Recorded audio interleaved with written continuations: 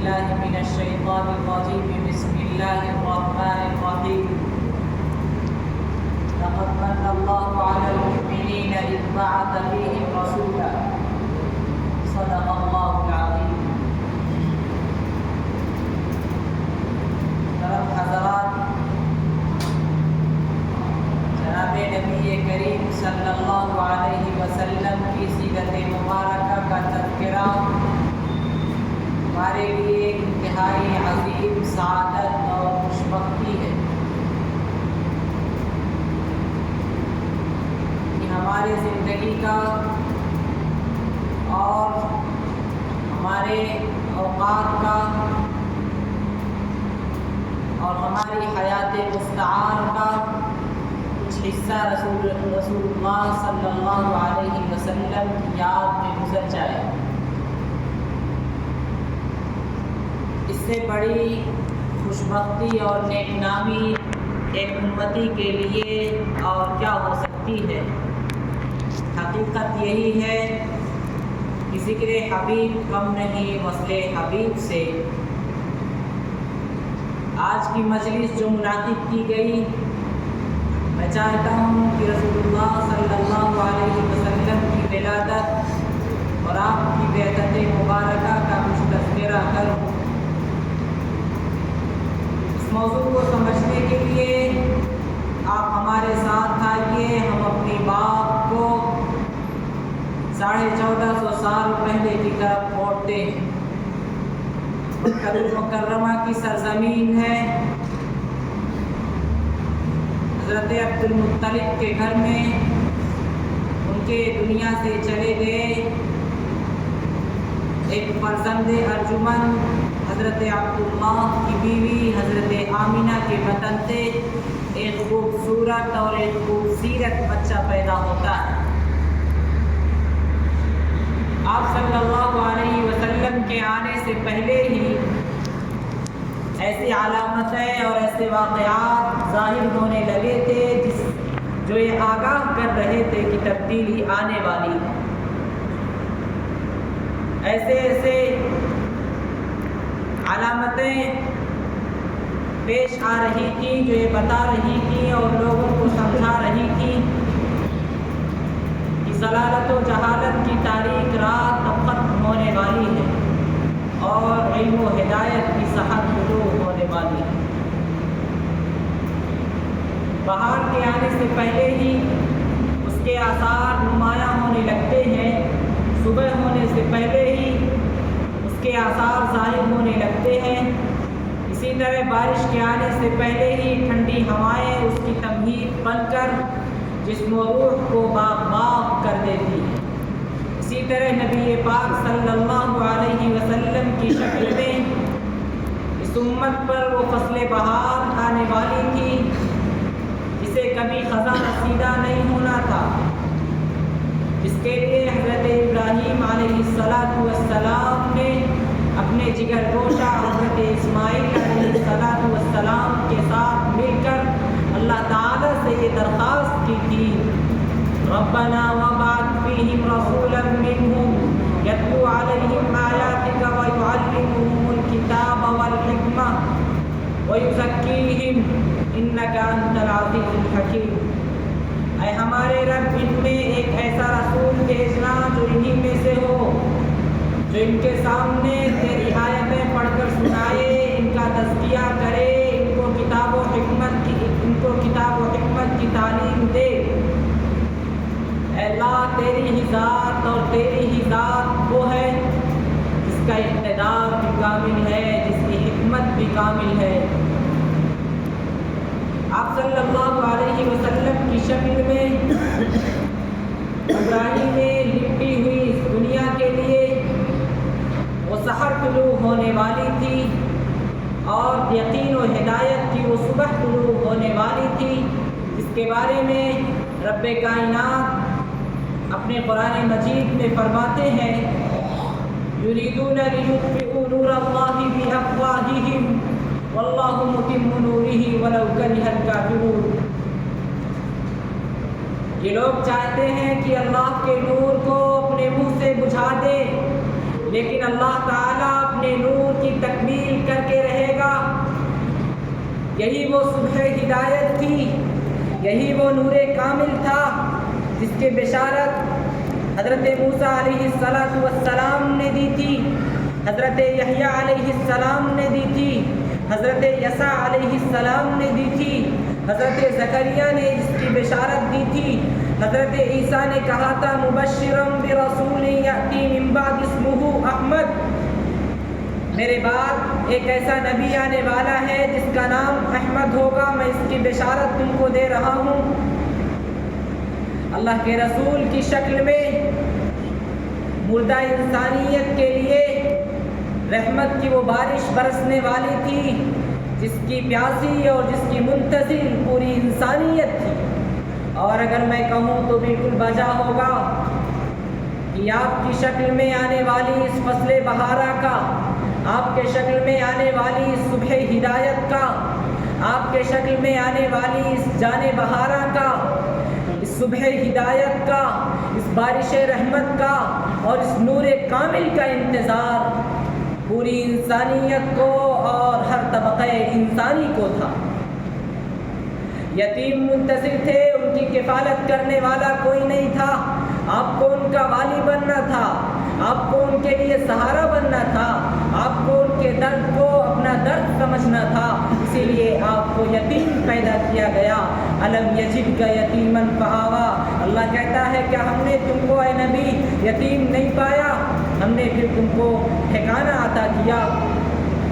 بیوائیں منتظر تھیں، بیوگی کا داغ ان کے لیے تمام حقوق سے محرومی کا باعث بن گیا تھا، آپ کو ان کا حق دلانا تھا، ان کا سہارا بننا تھا اور ان کی عظمت اور ان کی عزت اور ان کی عظمت بحال کرنی تھی۔ مظلوم اور ستم رسیدہ منتظر تھے، سارے لوگ منتظر تھے، وہ مظلوم جو ظالموں کے شکنجہ ظلم میں پس رہے تھے، وہ انتظار کر رہے تھے، میرے آقا کو ان کا پشتیبان بننا تھا، ان کے لیے سہارا بننا تھا۔ اسی طرح نبی کریم صلی اللہ علیہ وسلم نے کہا انا دعوت ابی ابراہیم، میں اپنے والد محترم حضرت ابراہیم علیہ السلام کی دعاؤں کا مظہر ہوں۔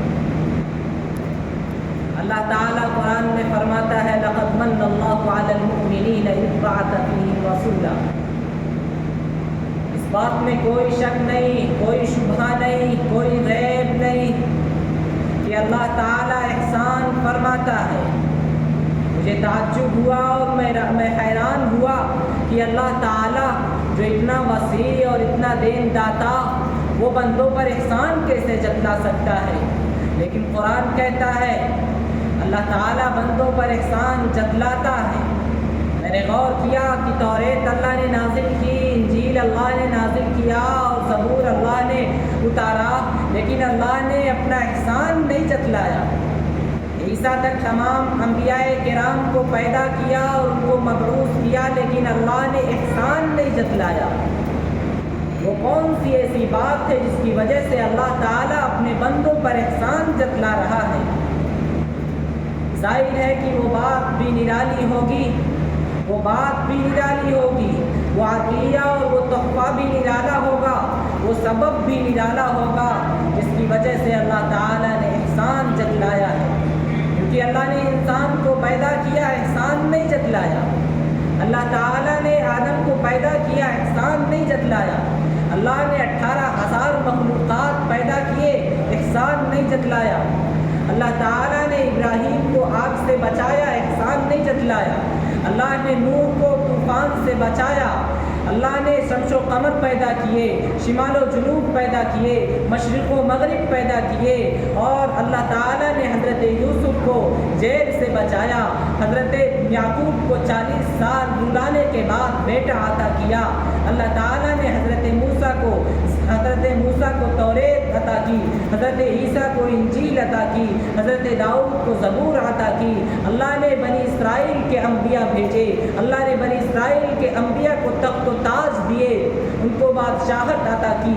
अल्लाह ने इंसान को पैदा किया, शजर व हजर पैदा किए, इंसान के लिए उसकी आंखें बनाई, उसके दिमाग बनाए, दिल बनाया, हाथ पैर सही सलामत बनाया, आंखें बनाई। अल्लाह ने हमारे लिए दुनिया के तमाम ज़र्रात को हमारे कदमों में डाल दिया, कभी एहसान नहीं जतलाया। लेकिन जब मेरे मोहम्मद सल्लल्लाहु अलैहि वसल्लम की तकलीफ की बारी आई, अल्लाह कहता है लक़द मन्नल्लाहु अलल मुमिनीना इज़ बअथ फ़ीहिम रसूला। अल्लाह ताला कहता है कि हमने अपने महबूब को तुम्हें देकर, एक रसूल तुम्हें देकर हमने एहसान किया है। हज़रत ईसा अलैहिस्सलातु वस्सलाम हमेशा ये दुआ करते थे कि अल्लाह मुझसे नबूवत ले ले, लेकिन मुझे मोहम्मद का उम्मती बना दे। ज़ाहिर है हज़रत मूसा अलैहिस्सलातु वस्सलाम भी इसकी ख्वाहिश करते थे, हज़रत ज़करिया भी इसकी ख्वाहिश करते थे, किसी को नहीं मिली। लेकिन हमें बग़ैर मांगे, बग़ैर किसी दुआ के अल्लाह ताला ने अपने महबूब को अता कर दिया। अल्लाह ताला एहसान न जतलाए तो क्या करे। मेरे आका जनाब नबी करीम सल्लल्लाहु अलैहि वसल्लम की विलादत होती है, कितना मुबारक होगा वो दिन, दोशंबे का वो दिन, रबीउल अव्वल का वो महीना, और रबीउल अव्वल के उस महीने की सही कौल के मुताबिक 9 रबीउल अव्वल की वो तारीख 20 या 22 अप्रैल 571 ईस्वी, जिस दिन नबी पाक सल्लल्लाहु अलैहि वसल्लम की विलादत बासआदत हुई। आपकी विलादत होती है और किस शान से होती है। हज़रत आमिना फरमाती हैं जब आप सल्लल्लाहु अलैहि वसल्लम की विलादत होती है तो मेरे जिस्म से एक नूर निकलता है, जिसकी रोशनी से शाम के महल्लात रोशन हो गए, किस्रा के ऐवान के 14 कंगूरे गिर गए। इसका मतलब ये था कि 14 पुश्त के बाद किस्रा की बादशाहत ख़त्म हो जाएगी। और इसी तरह हुआ। मजूस का आतिशकदा जिसमें 1000 साल से आग जल रही थी, कभी एक सेकंड के लिए भी वो आग बुझी नहीं थी, वो आग ठंडी पड़ गई। इसी तरह दरियाए सावा, एक बहता दरिया था, वो भी सूखा पड़ गया क्योंकि मेरे आका की आमद थी। आप सल्लल्लाहु अलैहि वसल्लम अपनी उम्र के 4थे साल को पहुँचते हैं। आपकी उम्र अभी 4 साल है। हज़रत हलीमा के घर में आप मुकीम हैं, बच्चों के साथ आप खेल रहे हैं। हज़रत जिब्रील अचानक तशरीफ़ लाते हैं, आपको ज़मीन पर लेटाते हैं, आपका दिल निकालते हैं, उससे गोश्त का लोथरा निकाल कर फेंक देते हैं, कहते हैं ये शैतान का हिस्सा है। फिर आपके दिल को एक तश्त में और एक थाली में रख कर आप ज़मज़म से धुलते हैं, फिर दिल को उसकी जगह पर रख कर जोड़ देते हैं। बच्चों ने और आपके साथियों ने हज़रत हलीमा को जब ये वाक़या सुनाया, उन्होंने खदशात महसूस किया, वो डर गई और हुजूर को वापस करने के लिए मदीने के लिए, मक्का के लिए निकल पड़ी। हज़रत आमिना ने इतनी जल्दी वापस लाने का सबब पूछा, हज़रत हलीमा डर गई, नहीं बताया उन्होंने। हज़रत आमिना ने इसरार किया, फिर उन्होंने बताया। हज़रत आमिना कहती हैं ये हलीमा, क्या तुम इस बच्चे पर शैतान का खौफ करती हो? खुदा की कसम मुझे कोई खौफ नहीं है। मेरे बच्चे की तो किस्मत ही अलग है, इसकी शान भी अलग है। ये बच्चा जब मेरे पेट में था, मेरे जिस्म से एक ऐसा नूर निकला था जिससे शाम के महल्लात रोशन हो गए थे। खुदा की कसम इसको कुछ नहीं हो सकता है। अल्लाह की कसम, इसके हमल से ज़्यादा आसान आज तक मैंने किसी का हमल नहीं देखा। आप 6 साल की उम्र तक अपनी वालिदा मुहतरमा हज़रत आमिना के आगोश तरबियत में रहे, लेकिन अल्लाह के फ़ैसले, अल्लाह के पास फ़ैसले ऐसे होते हैं जो इंसानी अक़ल से मावरा होते हैं, इंसान उनको तसव्वुर नहीं कर सकता। हज़रत आमिना अपने शौहर के इश्क में और अपनी शौहर की याद में तड़प रही थी।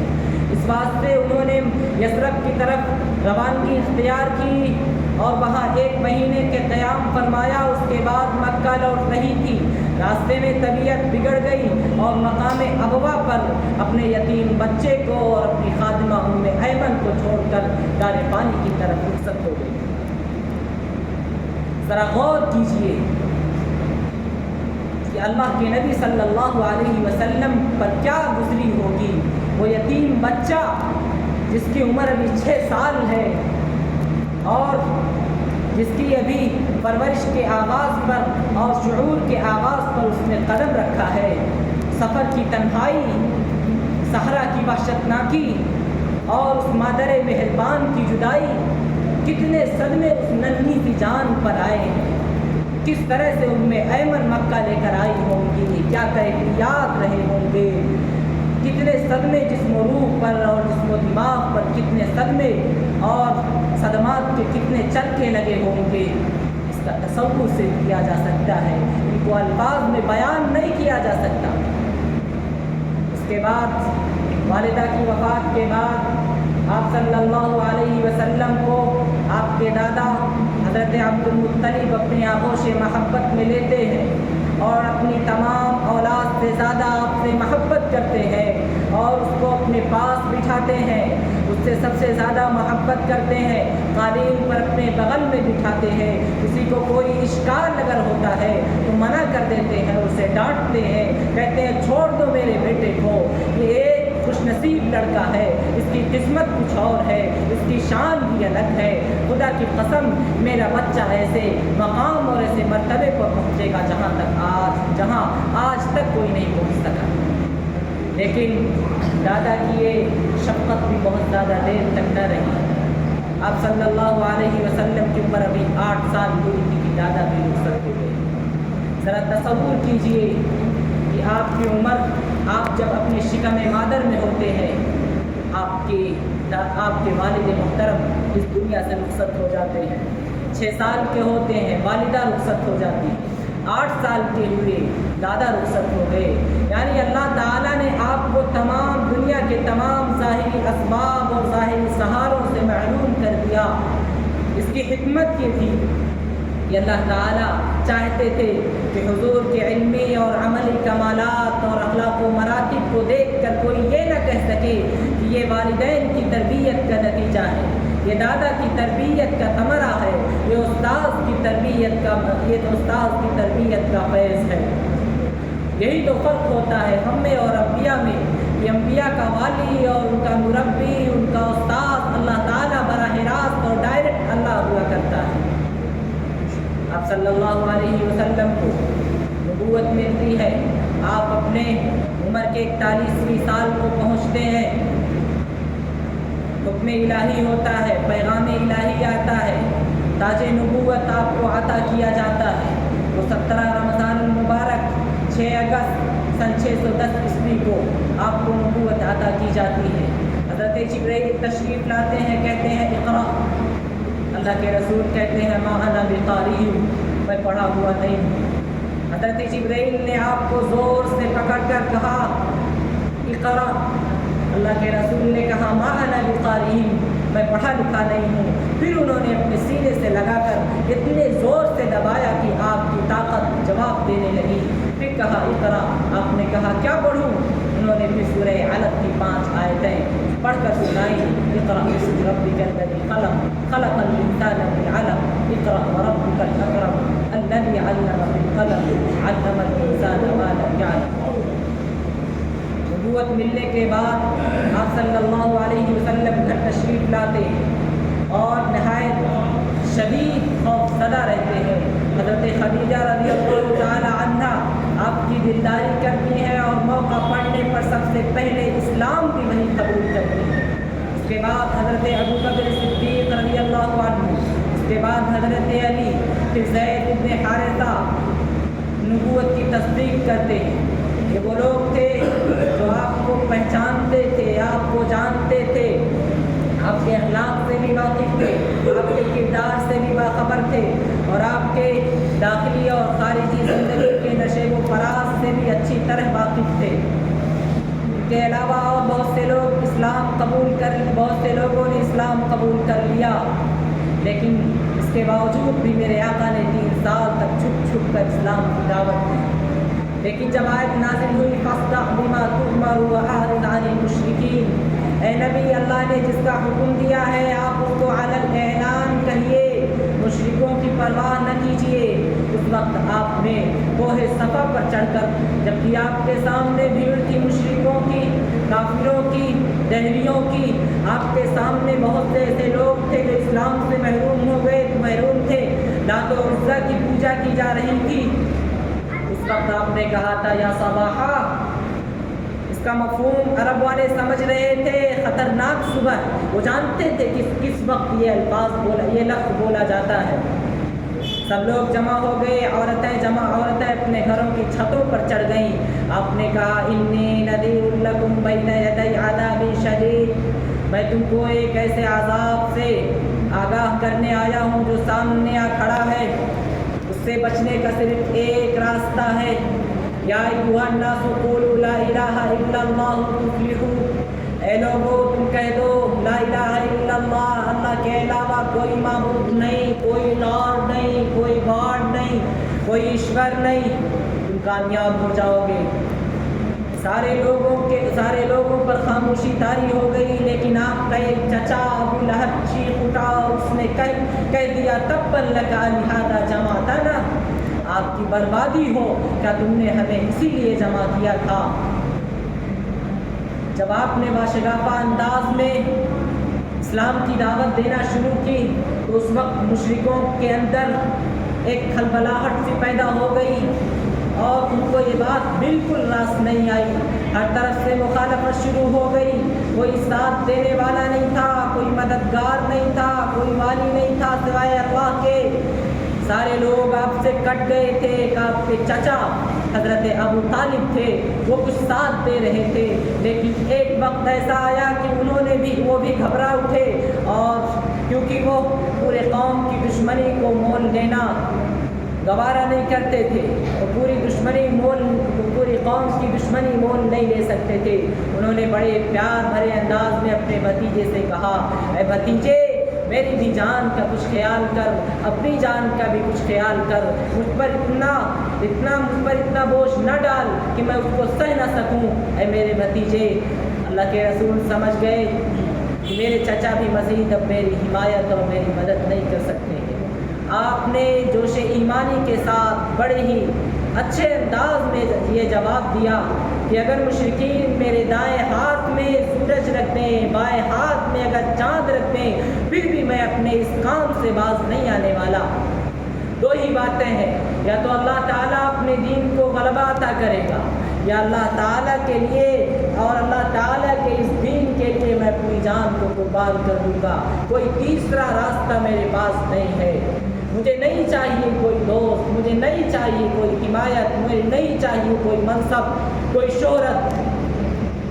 جب یہ استقامت آپ کے چچا نے دیکھی تو وہ بھی بول اٹھے میرے بھتیجے، تجھے جو کرنا ہو وہ کر، تجھے جو کہنا ہے وہ کہہ، میں خدا کی قسم تجھے کبھی حوالے نہیں کروں گا کسی کے۔ جب مشرکین نے یہ دیکھا کہ محمد صلی اللہ علیہ وسلم نہ دھمکیوں سے باز آئیں گے اور نہ کسی ڈرانے سے باز آئیں گے، تو انہوں نے ایک دوسرا حربہ اپنایا، دوسری تدبیر اپنائی، انہوں نے نئے مسلمانوں کو اپنا نشانہ بنایا۔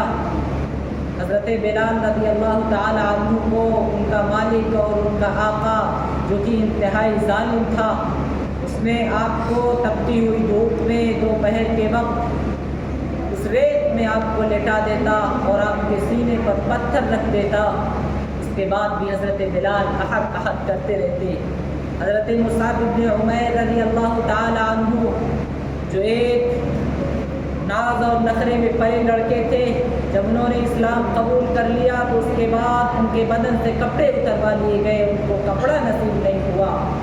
حضرت عمار بن یاسر رضی اللہ تعالی عنہ اور ان کی والدہ نے جب اسلام قبول کیا تو بنو مخزوم کے ظالموں نے ان پر اتنا ظلم ڈھایا کہ اس ظلم کی وجہ سے ان کی والدہ شہید ہو گئی۔ خواتین کو اس بات پر فخر کرنا چاہیے کہ اسلام کو قبول کرنے والی سب سے پہلی عورت ہے، اور اسلام میں اللہ کی خاطر سب سے پہلے اپنی جان نچھاور کرنے والی وہ بھی ایک عورت ہی تھی۔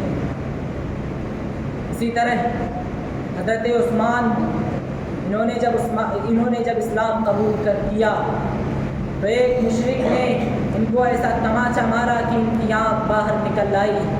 ولید بن مغیرہ نے انہیں تانے دیتے ہوئے کہا کہ اگر تم میرے پاس ہوتے تو محفوظ ہوتے، انہوں نے بڑا ہی اچھا جواب دیا، کہا میری آنکھ بھی یہ چاہتی ہے کہ اللہ تعالیٰ کے راستے میں میں قربان ہو جاؤں۔ اور حضرت خباب رضی اللہ تعالیٰ عنہ نے جب اسلام قبول کیا تو اس وقت مشرکوں نے آپ کو آگ کے انگارے پر لٹا کر آپ کے اوپر ایک نوجوان کو چڑھا دیا تاکہ آپ اس سے اٹھ نہ سکیں۔ کتنا ظلم صحابہ کرام پہ اٹھایا گیا، ذرا غور کیجئے، تصور کیجئے، میرے وہ آقا جو کہ پرندے پر ایک ظلم کو برداشت نہ کرتے تھے، وہ اپنے صحابہ کو جب سنتے ہوں گے کہ آج میرے بلال کو گلیوں میں گھسیٹا گیا، آج مصعب کے اوپر سے کپڑے اتروائے گئے، آج عمار ابن یاسر کو ظلم کا نشانہ بنایا گیا، آج میری صحابیہ سمیہ کو اس کے جسم کے ٹکڑے ٹکڑے کر دیے گئے، آج خباب کو انگاروں پر لٹایا گیا، اور اسی طرح حضرت عثمان کی آنکھیں نکال لی گئیں، میرے آقا کے دل پر کیا گزر رہی ہوگی؟ بات یہ نہیں ہے کہ صرف صحابہ کرام پر ظلم ہو رہا تھا، میرے نبی پاک پر بھی ظلم ہو رہا تھا، ہر طرح کی بدمعاشی انہوں نے میرے آقا کے ساتھ کی، کبھی مجنون کہا، کبھی شاعر کہا، کبھی کاہن کہا، کبھی آپ سجدے میں ہوتے تو آپ پر اوجڑی ڈالتے تھے، آپ راستے سے گزرتے تو کانٹے بچھائے جاتے، آپ پر طائف والوں نے غنڈے اور اوباش چھوڑ دیے تھے، لیکن میرے آقا استقامت کے ساتھ دین کی دعوت دیتے رہے۔ لیکن آج ہم نے اپنے آقا کے ان قربانیوں اور صحابہ کرام کی ان قربانیوں کو بھلا کر مسلمانوں نے اپنا تشخص اور اپنا امتیاز کھو دیا۔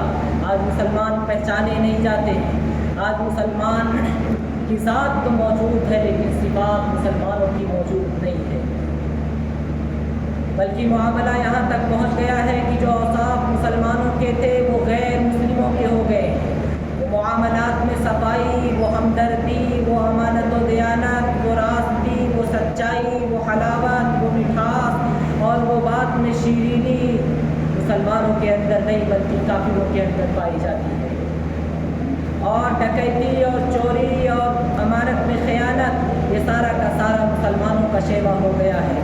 آج مسلمانوں کی زبان میں نہ راستی ہے، نہ صداقت ہے، نہ امانت ہے، نہ سچائی ہے، نہ دیانت ہے، نہ حلاوت ہے، نہ شیرینی ہے، نہ مٹھاس ہے، پورے جنگل کی طرح ہم لوگ زندگی گزار رہے ہیں۔